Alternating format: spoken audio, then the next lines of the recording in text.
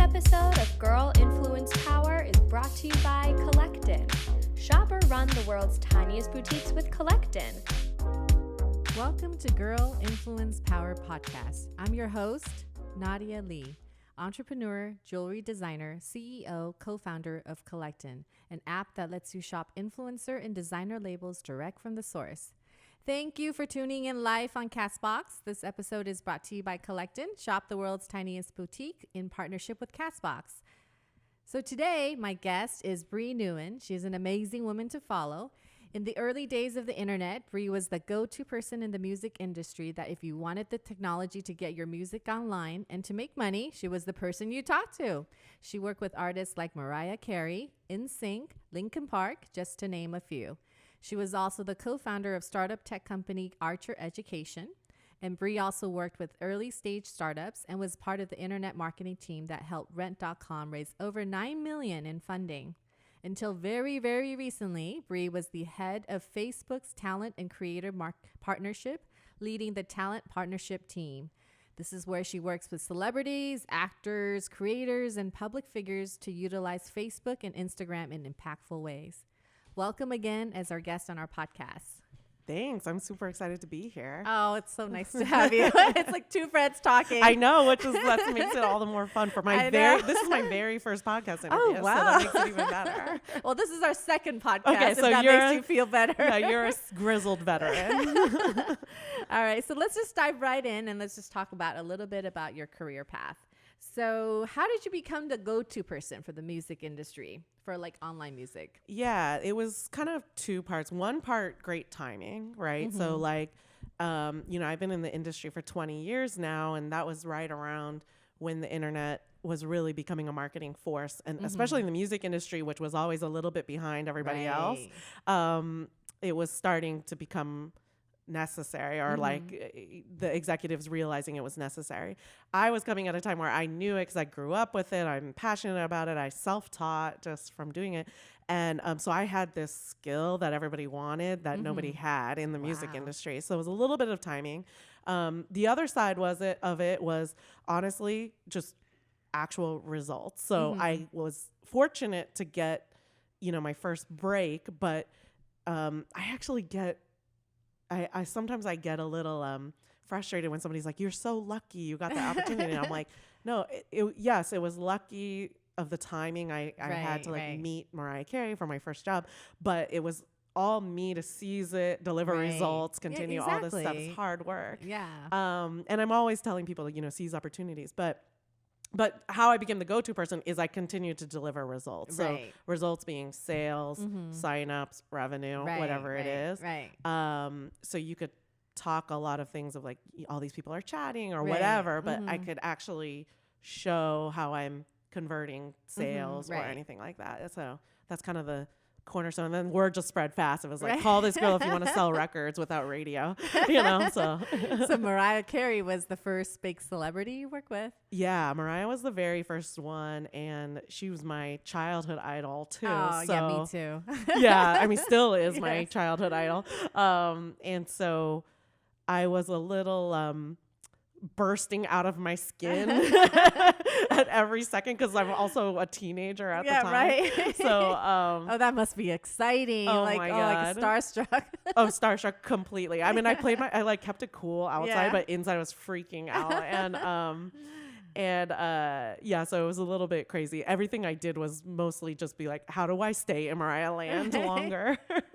So is it always celebrities that you work with, or after what happens after Mariah Carey and you're the go-to person for the music industry? Like, what other projects did you work on? Yeah, so it's not always celebrities, and community building and online marketing looks very different for a celebrity or not, but actually the tools are about the same. All the startups I've worked on in my past are completely out of the entertainment industry, usually in consumer marketing. So I have a Rent.com, apartments, it's apartment search. That's true. And then my Archer Education is in the college space. So like college education. So I've always jumped back and forth. And even at Facebook, it wasn't always celebrity driven. It was community driven too. I was on the original team that developed Facebook Live. And that's for the entire platform. So it's really, I think, I always think about just like, how do you connect, you know, with other people and like-minded interests? Right. That's true. So not always celebrities, which is fine. I've jumped back and forth quite a bit. Yeah, but you're able to connect all the dots too. So you completely. So you can use all your technical skills as well as your marketing skills, your finance as well. Yeah, all the foundations are the same because I would get sometimes like when I explain a case study, let's say about here's how I marketed you know, Michelle Branch's record. That was one of my artists. And I would be talking, you know, to a bunch of entrepreneurs and they're like, yeah, that's all great and good, but you're working with Michelle Branch. So like, that's what it is. It's not you. Right. And I'm like, no. Like, here's the real story. Like, Michelle Branch, it took 2 years to do this, but here's the fundamental building blocks we did. You would do the same exact things. The message just might be different if you're marketing toilet paper or whatever it is. So the thread to me is always the same. And the thread has always been online communities, whether it's around apartments, colleges, or Michelle Branch. So you basically build a structure or a process that you're able to duplicate every time with the different. So whether you're selling a celebrity or a toilet paper or education or so it's always this kind of similar, right? But just it's the similar fundamentals and foundations. I think the good to great marketers and good to great entrepreneurs, or what differentiates a good to great person is the person who then can really understand a product. And what I mean by like, understand, I mean like understand the messaging, the community. So like you can really understand why you should love this toilet paper, like be in it. That's what makes you a great marketer. So you can still follow the fundamentals and not be great, right? You have to really, and that's hard. You can't teach that, right? You have to like really look into yourself to say, is this a product I can get behind? Is this a product I can understand? Otherwise, everybody's going to see through your marketing message or whatever it is, or all the consumers are going to see through it. So to me, that's the secret sauce. The foundation fundamentals are the same. The secret sauce is, can you really get in the head of a toilet paper lover or a Michelle Branch fan? So you're like working on the social aspect before the social media, the whole social media. I'm like I live and breathe the things I work on, and it makes it easier for me to, meaning the products or whatever it is that I'm working on. And then that makes it easier for me to translate that into marketing or whatever we need to do, or like understand how an audience should be connecting with this brand or whatever it is. So you love building communities. So is there any, how do you build a community? Oh gosh. We need a 5 podcast series for that. Or maybe a little, like maybe tidbits or something about like, you know, essence of like, the importance of a community or. Well, the essence and the importance. So the essence is pretty much what I just said. There's a reason why somebody connects to a brand or not, right? Or if they're not connecting to a brand, are they connecting to another person? So for example, let me use this Michelle Branch example again. With Michelle Branch, we built this huge community online. So at the time was a message board. And it wasn't all about Michelle Branch. There would be talks about, I don't know, fashion, nothing that was related to Michelle. But my philosophy was and is that, but is all of this connection and social activity between the fans happening in the house of Michelle Branch? Right. So like if it's happening in our house, aka the message board, you're still connecting with the brand even indirectly, right? So to me, but you have to build the essence of like, do people want to talk about fashion here? Like, you have to actually know, right? And get to know. You can't just, it's not a checklist. I feel like everyone always asks me for like a silver bullet. But I'm like, no, I don't think there is for social media, for building communities. Well, everyone gets really down when I'm like, it's actually not rocket science. It's just like consistent.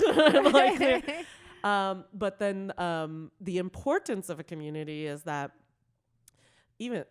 this is getting more and more every year, every month. You're bombarded with so many messages per day. And so if you're just, saying, hey, buy this thing tomorrow, that message can get lost in the vacuum of information with the person or with the consumer. by the time they make it to the home, they've already seen 30 more messages on their Twitter, Instagram, whatever it is. And the importance of a community is that kind of fills in the vacuum space, right? So it kind of fills in the vacuum space if you have multiple touch points, if the consumer has multiple touch points of connection. And it's hard to measure directly. So professionally, my most difficult aspect of being a community marketer is actually explaining all this to somebody who doesn't understand communities. So basically all the executives that I work with.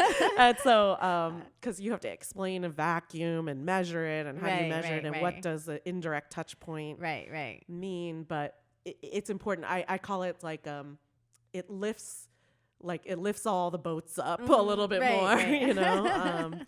I've rarely seen a successful brand happen without a community behind it, especially nowadays. Rarely, especially in the music industry. Yeah, no, totally agree. Yeah. Everything has to have a community. Yeah. Otherwise, it just falls through into the vacuum. That's all. Yeah, and it also, I mean, this is not directly at men per se, but I think men are harder to understand this whole aspect of community because I've talked to venture where they don't. Like when I say, hey, we're building a community of influencers and, we're so happy to work together. And they'll be like, how can women influencers work together? I'm like, no, you don't understand. Oh, wow, really? Like you don't understand influencers. Oh, wow. You don't understand women. Like we just love to be part of something and part of the what's community. crazy? I've been doing this for 20 years and that's still the conversation that you have to explain. But, and also I don't think, it might be the words too. Like, people don't realize like, how many communities they are part of already, exactly, online or off, and they just might not call it that. That's true. That's true. Yeah, that's so true. You have to kind of, you'll get a response like, I don't get it. And you're like, yes, you do. You're in like, you talk about fantasy football day, or cars, like you're with your fantasy football buds or whatever. Yeah, that's true. That's true. Yeah. So a little bit about your position at Facebook. How did you get that position? That's like a dream job for most of us who are in this whole it has an exciting circle. title. A lot more. I always have to dispel the myth. There's a lot more Excel spreadsheets and meetings than my title gives on. But how I got that job was my experience. Actually, they were looking for somebody that had the mix of experience. So later when I grew the team and I started to hire more of me's, I would get a lot of people applying who just had like all entertainment industry experience, like from an agency or something, or all tech and doesn't understand entertainment, or even how to work with talent. And it's for those who haven't worked with talent or creatives, it is a special skill, to be able to, with a really creative, with a really creative person and to like understand their vision and try to execute it, make them feel good. It's hard to be creative. So you want to keep a creative person in a good place. But they wanted, if one person had one or the other, it was difficult to put them in a role because at Facebook, it's a product and tech driven company. I'm working with engineers and product managers all day about developing features and how to roll out features worldwide. It's very technical. And so for me, I had this perfect 50-50 mix of entertainment and tech experience on how to talk to Brad Pitt, but also how to talk to which honestly was more important in this job, was how to talk to senior product managers and engineers and explain in words they could understand of like what we needed to build and what we needed to do. And it is like a translation. No, I agree. I think that's the hardest part because a lot of tech companies either focus on just the tech or they focus on, like if you're in fashion tech, for example, I'm in fashion tech, like people just focus on the technology and they forget this is like a whole fashion industry behind it, and you really need to have some fashion know-hows.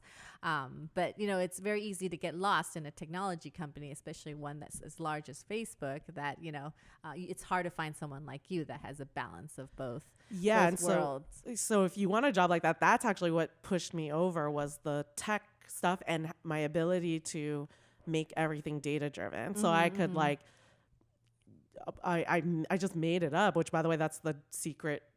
That's the dirty little secret on how to be a startup entrepreneur, to just make stuff up and like be really confident when you go talk about it. But I like made up numbers. I made up numbers on how to quantify celebrities, basically. And that's how I could translate that to these engineers who've never heard of Brad Pitt or Jennifer Lawrence. I had to be like, well, this person is worth 5 points, and this or that. They like got it. As long as it's numbers. As long as it was numbers. And that honestly, I remember my bosses being like, yes, because the engineers get it now, and then they work on things faster. Right. So you got to talk their language as well. To be able to translate the real life, what's happening on the celebrity side or influencer side to how it applies to the technology or the development. Okay. So I know this is like the world of influencer, and you're so involved in this world of influencer. And I think this world of influencers, that word influencer is tossed around a lot. So like, what does that word influencer mean to you? Because you've worked with like celebrities and, everyone from like public figures to maybe like the girl next door that has like 10,000 following. I don't know.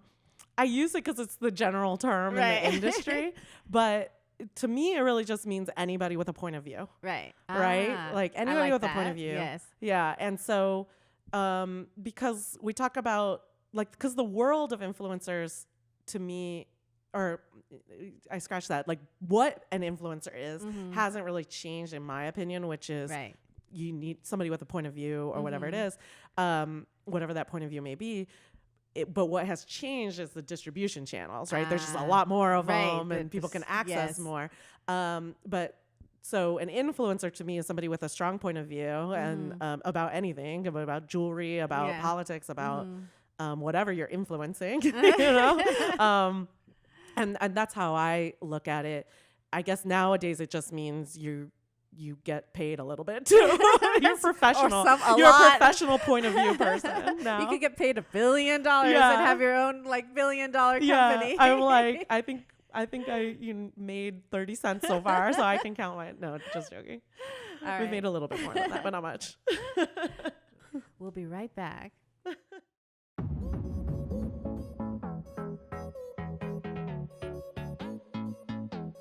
Now you can try before you buy on Kollectin. Introducing Experience, the new way to shop jewelry. Flaunt your style and express your creativity with Experience. Get it today, only on Kollectin.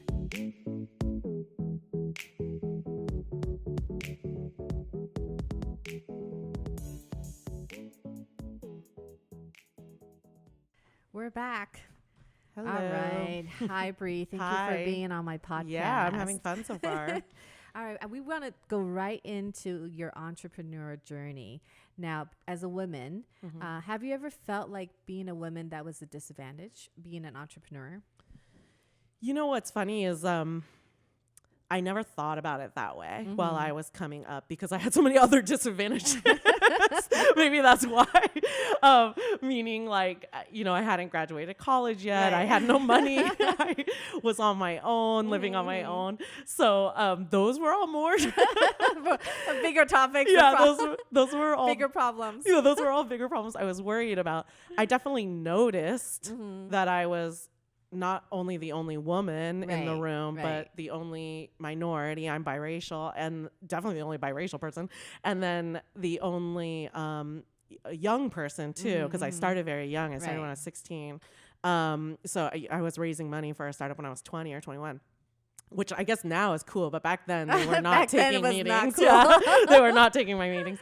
And back then, like, not that long ago. I was like, no, but a lot has changed. I'm like, they're not that old, guys. But so I definitely noticed, but instead of, I guess how I used it is I used it as fire or fuel. Right. So anytime that it was brought to my attention, and it always was, right? It was always like, wait. I mean, it wasn't said to me like this, but this is how I felt. It would be like, wait, you're just a kid, or you're just a kid, or you're just a girl by yourself. Instead of bringing it down, I actually used that as fuel for my fire.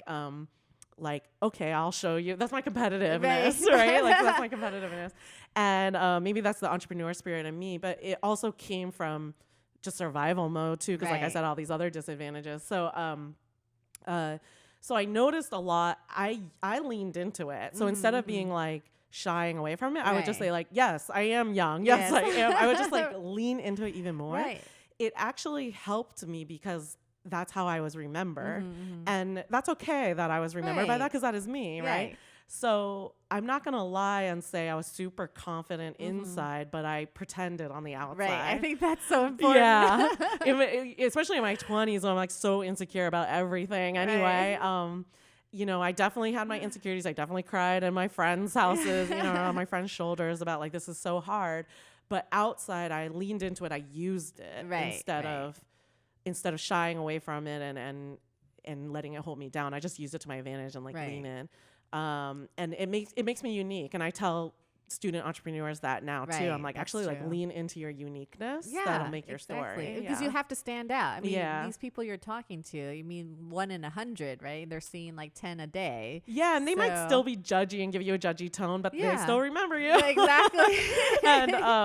and then now, you know, 10 years later, that's all that stuff's coming around, you know, because those same people are coming back to me and asking me for money and now and so it's in good ways. It's like all good memories, and they kind of remember me as a firecracker back then. Yeah. So when do you feel powerful? When do I feel powerful? Yeah. I feel pretty powerful right now. Is it the age? What is it? To be honest, it's a little bit of the age, or I would say maturity. And what I mean by that is I know exactly who I am now. I know what makes me happy, which is really important. And I hope 20-year-olds know this too, but I think it just comes with life. You know, you just go through life.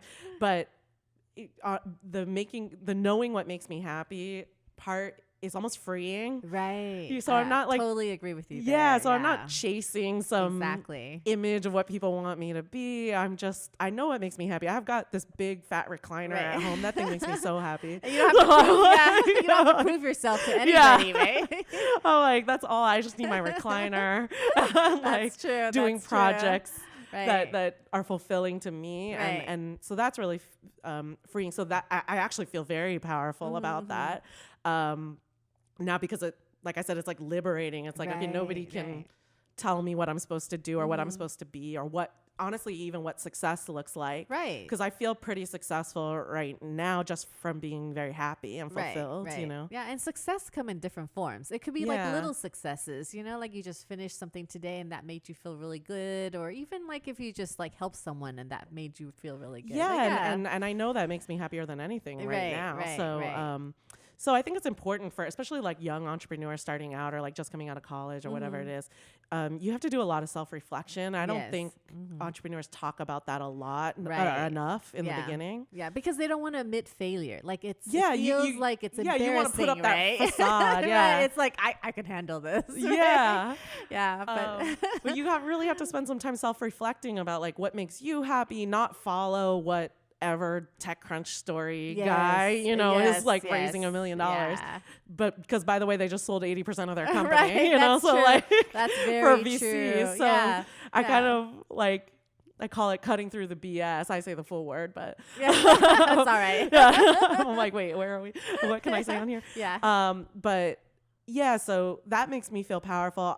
My friends make me feel really powerful. I feel really lucky to have a very wide network of very close friends, you know, a lot who are probably listening right now on here. Yeah. So nice. Mia, especially, she's texting me right now too. So I have to give her a shout out. But so that makes me feel very powerful. I mean, the people in your life are everything. And that's true. That's true. You're an entrepreneur too. You have a support network. Oh, you couldn't have done it without your network. You have to. You can't do it alone. There's nothing like, people say entrepreneur journey is very alone. Yes, it's alone because it's you trying to make some decisions. But yet there's so many people who are willing to help if you're just willing to open up and ask and lean on them. And it's scary to ask. Right. It is. It is very scary. And that actually takes a lot of courage, right? To ask people for things. Yeah, and now I'm less scared to do that, but I think I had to learn that through my 20s. And I think it just took me longer to learn because I was on my own, like literally in life. So I think it's an Asian trait, like to try to do it yourself, to try to do it yourself and not to ask people. Yeah, like, I think you're right. And I was trying to like prove myself still. Now I'm like, whatever. I'm in my 30s now. I don't care. It is what it is. I'm gonna sit on my recliner. I'm happy. No, I know what you mean. Was there any mentor or anyone in particular you look up to? Yeah. So, well, I feel really lucky too that I am very lucky that I had a couple of really early mentors that supported me completely when I was very young. Big picture in life, it's my mom and Mariah. My mom and Mariah are like my most probably influential people in my life. My mom is this badass, independent, knock doors down kind of attitude. And she always instilled that in me and my sister since I was a baby. And she's always told us, like, do anything. And you hear this kind of a lot, like when people talk about their moms, but she really did. She let me she let me move to LA when I was 16. Like, she supported me, like, no matter what crazy thing I wanted to do, she actually supported me. And she told me she did, because later when I was older, I was like, why did you let me do that? And she told me, well, I knew you were going to do it anyway. And I mean, once you put your mind to it, you do it. I just know you. Right. And I thought, wow, that's a great mom who just knows me as a person so well. Right. Yeah. But okay, is there like a big hurdle that you have to go through, like working with startups, or in general, like hurdles that you have to jump through personally, or in the business world or in the startup world? Yeah, I think now it's been I feel like okay now, but I think my past hurdles, well, I guess it's a hurdle now too. To me, I don't know if I would call it a hurdle, but I would say challenge or the biggest thing I focus on to work on is actually relationships now. And I mean that in every way. I mean that in a co-founder relationship, who your co-founders are. I've been through all of it, good, bad, ugly. And now I realize that actually makes or breaks your startup. Really, is your the co-founders? Partners. Yeah. Right. You can't do it alone, right? Can't do it alone. And I actually tell students this a lot at the school. I say that you really gotta have really good communication. I said it's like a marriage, only more intense because there's more money involved. Right, exactly. But you're married to your co-founder, so true. you have double intensity. Yeah, that's actually always a hurdle when I talk to investors. Like, oh my gosh, you guys are married. I'm like, let me just get that out of the way. Yeah. The co-founder is my husband. Because I think it's important, because I think for a lot of male VCs I talk to, that's one of the biggest thing for them. It's like, what? You're a woman, and then now you're working with your husband, and he's your co-founder. Yeah. And that's like a big no-no, it seems. Right. Well, you just have to think. Well, I call it the couples therapy goals. Like, even I have 2 business partners now, and I say the term, our couples therapy is strong. Like we just keep it strong. But but it's a good skill anyway, right? Like, communicate, have good partners, relationships. Right. Yeah. But then co-founders, like you said, it's your relationship. So if not best with your husband, then with someone you trust, right? It's the same kind of conversation, whether it's at home, at work, because as an entrepreneur, you're talking about work all day. Yeah, exactly. So what the heck? Do you guys find a break though, at least? Sometimes we try. The A for effort. For effort. We try. When my daughter's calling and screaming from the other room, I'm like, sorry, I can't talk about this business issue right now. We got baby issues. Yeah, we have to tend to her needs. It always comes up. Anyway, so let's see about the startup scene. Is there any co-founders? Is there any magical number to co-founders? You're saying more than one. Is there a 2 or 3 or 4? Do not go higher. Do not go higher. Higher than what? 3, 4? Probably 3. I've gone higher before. It just gets super complicated because, like I said, the couples therapy goals. Right. It's hard to maintain communication channels with that many people. Partners. Equal partners. That's what I'm talking about. Nowadays, now that I've gone through it, I just like really think like, why am I in this with this person? Are we on the same? I guess I'm still single. Maybe I should apply this to my dating life too.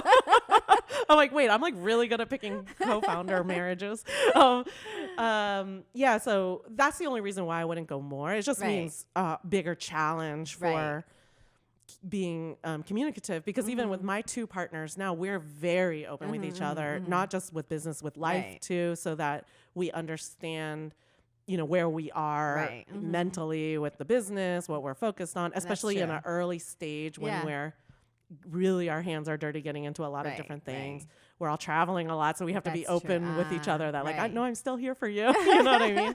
Yeah, that's hard. That's hard. The very beginning is the hardest because it's like trying We're having fun though. Yeah, but it's because trying to get all the puzzles together, right? Yeah. Putting it on, putting it down, and For sure. It's just like, it's good problems. It's like we have so many opportunities in front of us to pursue. What is the right one? So those are good problems that I didn't have in my early entrepreneur thing. Like in my early entrepreneur career, I was like, this one chance I have and the one idea I have to make it work. So I feel lucky in that regard that this is the 5th time I'm doing it. Right. So is entrepreneurship a learned skill, or it's something that came natural to you? a little bit of both. So the natural part of being an entrepreneur is you have to have that self-starting fire. Right. Because as you said, you're on your own kind of like there's no boss telling you, right? And so a lot of discipline. Even now it's hard for me to be disciplined, right? Like my video games are right there next to my computer. And so I'm just going to start a video game company. So I can do both.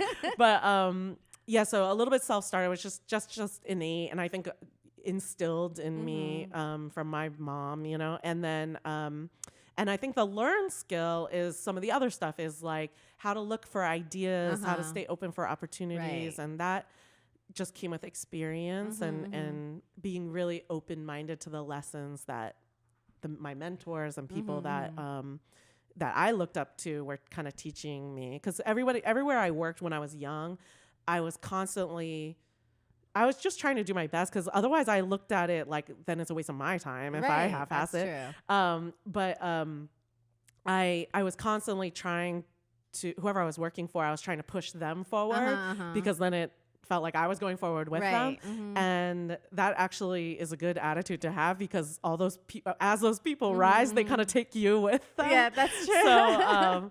So that's the stuff I learned, like how to be there for your partners or employers or whatever it is. Okay. Yeah. Is there a particular, like if you were a young girl starting out and you're trying to be an entrepreneur, is there anything you would like say take a class or education or any kind of skills they need to have? Yeah, I definitely undervalued understanding finance and tax, which like sounds so boring. Sounds so boring, but do not make all the early tax mistakes I made that I had to pay for literally. So like sounds boring. So I think those are important, just like fundamental skills, even if you're going to be the marketing person, you know, just understand. I think big picture, what you would learn. I think people undervalue the skills they might already have. So especially when I go to this university and they're like, well, I've never worked in social media, for example. I'm like, do you have an Instagram account? Do you know how to follow somebody? Like, yes, you know how to do it. Like like Mariah didn't ask me where have you worked before. I was 16 years old, but I knew it because of doing it every day. So like, don't undervalue just because nobody paid you for something. That's true, because a lot of girls now live and breathe their social media. Yeah, like you know it. Like, and that's the biggest thing I see with, especially the inner city students I work with. They undervalue the skills that they already have, or they don't even realize they have these skills that are employable and that's true. Very sought after. And so toot your own horn, man. Toot your own horn. So do you like being your own boss, or you prefer to be like employed? I love being my own boss. I mean, this is my 5th time doing a startup. Pros and cons of being your own boss? Well, the pro is, the biggest pro for me, this is a real pro, and then I'll do a funny pro, but the real pro is like, I actually can see something, bring something to fruition, right? Like from the beginning to the end. And that's something that really appeals to me. We were talking about self-reflection earlier. That's not everybody's cup of tea, which I respect. Like some people just want to do the one part of the moment. But I really want to do like from the beginning, blank piece of paper to like, we've seen something launch out into the wild. And I like that journey. And so a startup gives me that. At a bigger company, you don't get the opportunity to do that very much. The other pro is I don't wake up with an alarm clock right now. That's actually a really good pro. It's a big pro. So unless there's a big meeting. Or like my cat wakes me up. Like I'm like good to go. The con is, what are the cons? I mean, honestly, some of the cons is some of the social stuff. Like I work at home by myself. So I actually have to make an effort to like get out of the house. I call it shower days. And so like get out, meet people for coffee, just to get that stimulation. Right, and again, true. I know myself well enough. I don't know how you work, but I think it's similar where like I feed off other people's energy. Yes, definitely. Yeah. Because it's very important, that positive energy, because then it boosts you up. Like you don't Yeah, want to be with a downer. Like, or otherwise you're going to have a creative block or whatever it is. That's true. But I have to make a conscious effort to like, you know, keep my meetings going, keep just seeing people, talk ideas, have that, where you kind of get that hallway conversation naturally in an office. Yeah, that's true. That's true. Because with all this technology, we're actually more alone because we could be quote unquote socializing, but we're at home, but we're really alone. Right. So yeah, with all this social media channel. Also, we got a lot of free food at Facebook. So I have to cook for myself now. Although I did lose 10 pounds as soon as I quit. Oh, really? Well, that's a good that was like pro con. Was it good food? Like good Too food? good, apparently, because I was 10 pounds heavier. I know that's like a thing with startups. Yeah, but I'm like, no more protein shake life now. No, but I think that's important. So what's like your health routine now? Is there anything healthy or that you do that? I do these protein smoothies. So I just love them. So I'm really tasty. I just get the frozen fruit at Trader Joe's and throw them in my Ninja. It's so easy. And then I put everything in it. Spinach, protein powder. All the weird nuts and stuff, like it all goes in there. It tastes real tasty. I can share the recipe. Really tastes super easy, and then that fills me up till late lunch. Yeah. Oh, wow. That's why you guys were asking me. Are you hungry? I'm like, I know. I have my smoothie today. True. Oh, that's true. If it's full of protein, it makes you really full. and then. Otherwise, I got my stationary bike at home. Somebody asked me, did you buy a Peloton? I was like, no. I bought a $200 Amazon bike and put it in front of the TV. That's true. This is startup life, guys. Startup life. That's true. Similar stimulation, right? You just watch something. Startup life. I know.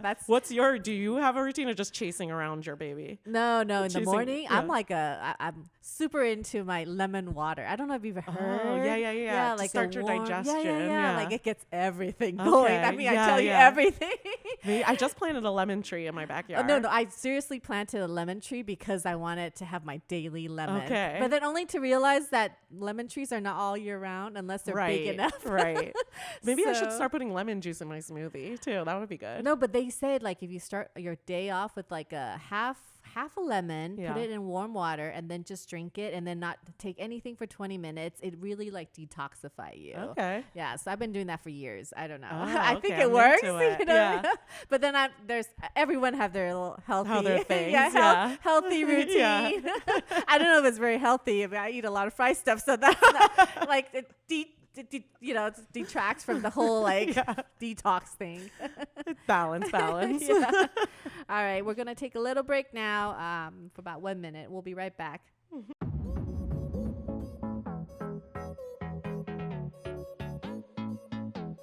Now you can try before you buy on Kollectin. Introducing Experience, the new way to shop jewelry. Flaunt your style and express your creativity with experience. Get it today, only on Kollectin.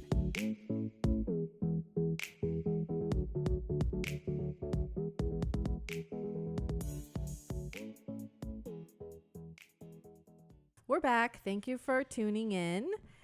This is our podcast with Bree Nguyen. Yeah, I think we're having too much fun. That's why Roger keeps putting signs up because we're laughing too much.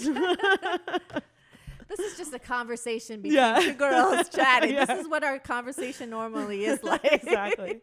A lot of laughing. This is women entrepreneurs supporting women entrepreneurs. Yes, it is. It really is. I think it's very important. Okay, so you're also an influencer in your own right. Geez. Oh, you tell us about your secret little gamer influencer circle. Secret life.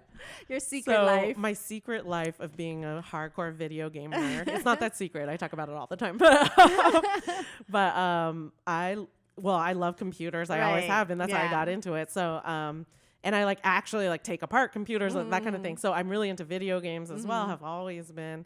So I play a lot of video games, less now that I'm older, but, or just with less time. But, and so I told you I was on the original team for Facebook Live. And so I was just, you know, beta testing a lot of the features, or we would go secret features. And so we couldn't tell anybody. And then I play a lot of video games. So I just started streaming my gameplay. And then and then as we started launching more features at Facebook, I was like the main beta tester, the alpha tester, not even the beta tester, the alpha tester. And then I could write these hardcore product Q&A docs after for it. But so through that, I gained 16 or 1,700 followers now watching my video gameplay. I have a little live stream set up at home, just in my home office. Not as nice as your guys' setup, though. No, I think I need to upgrade. Roger, can you come over to my house too?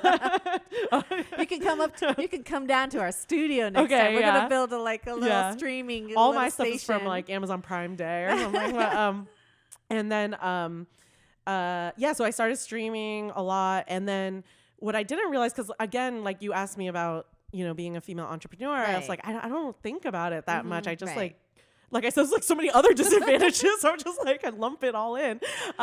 So what I didn't realize is how big of a deal it was to be a woman gamer. Right. That is actually a very small industry. Right. Yeah. And just not just a gamer creator, a person on the professional side even. And then somebody who actually plays games, which I do. I play PC mostly, but I have every console at home. I play the Xbox a lot.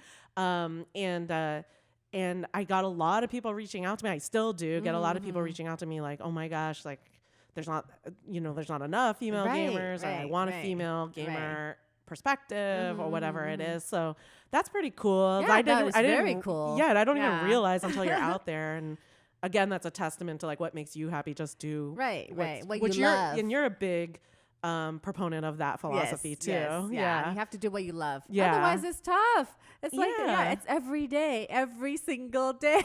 So you better love what you're doing. Otherwise I can't get through it. So my gamer tab is Breezy56, BRZY56. So you can find me on everything. And that's my gamer tag on everything. Oh, yes. And please follow Bree. you can follow me on Facebook and Twitch is where I stream. Nice. And I stream everything, all the different games. Oh, nice. Yeah, so it's fun. Just do it at home. Ooh. I don't have to hide as much. I used to hide when I work at Facebook. Because I'm like, work hours. Yeah, because I'm like, I can't stream tonight because I owe this person a report still. So I can't, they're going to come on. But now I'm like, whatever. I'll just stream whenever I want. That's very true. That's very true. Well, gaming is a sport too, right? Now officially, right? There's like all these competitions. It's like huge. Yeah, and now parents are like, get back inside and play video games. Actually, I have friends who literally, let her son just play all day. Because like, you gotta get good. You gotta get good. Oh, how the tides have turned. Yeah, it's like a sport. It's like a competitive So are sport. you gonna let your daughter play a lot of video games? She's a YouTuber. Okay, she's already there. She's already like, don't forget to subscribe. I'm like, you don't have a channel, dear. We're just taking a video. Oh my gosh, that's hilarious. I know, the kids nowadays. Anyway, any other sports you play? Besides soccer. I play soccer, but I'm retired now. I'm about to get my 4th knee surgery, which is not fun. But I'm retired. It's okay. Anybody needs knee health tips, I got you. So now I have to do more knee-friendly things. So I mountain bike a lot. Okay. The mountains here around LA are so awesome. There's so much different terrain, an hour in every direction. Right. So it's really fun. I have an awesome girl mountain biker crew too, because that's also a male-dominated sport. But I actually... There's a big group called Girls Gone Riding on Facebook, and it's like all these LA girls that mountain bike. Yeah, it's a really fun group, and then very welcoming of newcomers and beginners. And then I hike a lot. I hiked the Alps last year. Really? Yeah. Wow. Hiked 100 miles through the Alps. I'm going to hike the Dolomites next year after my knee surgery.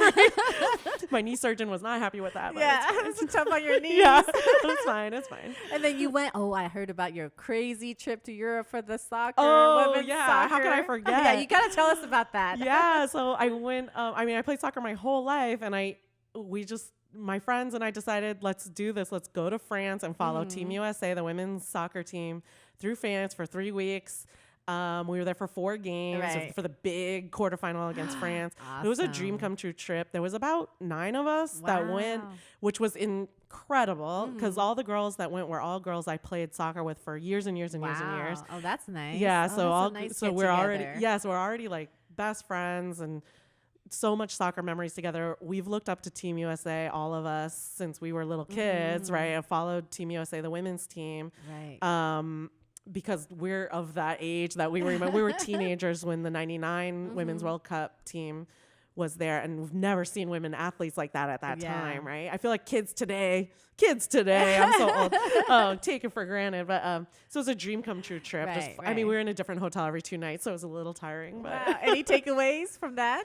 My takeaway is, like, life lesson for you all, take the trip. There was a million reasons why all of us maybe shouldn't go, like, oh, but I have this appointment there, I shouldn't change, or whatever. Yeah. No, we brought my 6-year-old goddaughter, one of the girls' daughters there. We're just like, let's just go, pull the trigger, go. You will not regret it. Right.